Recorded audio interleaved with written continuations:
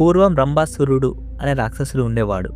ఇతడు ఒకరోజు ఒక మహిమ అంటే ఒక ఎద్దు రూపంలో రాక్షసుని చూసి మోహం మత్తుడై ఆ రాక్షసుడితో సంగమిస్తాడు. అప్పుడు వాళ్ళకి సగం మనిషి సగం ఎద్దు రూపంలో రాక్షసుడు కొడుకుగా జన్మిస్తాడు. వాడే మహిషాసురుడు. ఆ రాక్షసుడు పెరిగి పెద్దయి బ్రహ్మదేవునికి తపస్సు చేసి ఒక స్త్రీ చేతిలో తప్ప ఏ దేవుడు రాక్షసుడు మానవుడి చేతిలో చనిపోకూడదని వరం పొందుతాడు. ఆ తరువాత వరం పొందిన అహంతో ఇంద్రలోకంపై దేవలోకంపై యుద్ధం చేసి వారిని హింసిస్తాడు. అప్పుడు అందరు దేవుళ్ళు త్రిమూర్తుల సాయం కోరగా వాళ్ళ సహాయంతో దేవతల శక్తి ఉపయోగించి ఒక మహాశక్తిని సృష్టించారు.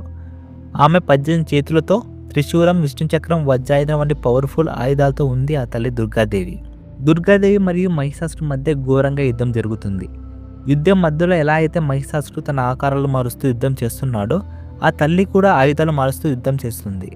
చివరగా అర్ధ మానవ అర్ధ మహిష రూపంలో ఉన్న మహిషాసురుడు గుండెల్లోకి తన త్రిశూలంతో పొడిచి చంపేసింది. ఈ యుద్ధం మొత్తం 9 రోజులు 9 అమ్మ అవతారాలతో ముగిసింది. 9 రోజులు 9 అవతారాలకు గుర్తుగా మనం ఒక్కో రోజు ఒక్కోలా అలంకరించి అమ్మవారిని పూజిస్తాం. 10వ రోజున మనం విజయదశమి జరుపుకుంటాం.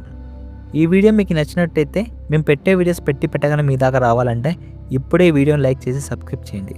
Thank you for watching.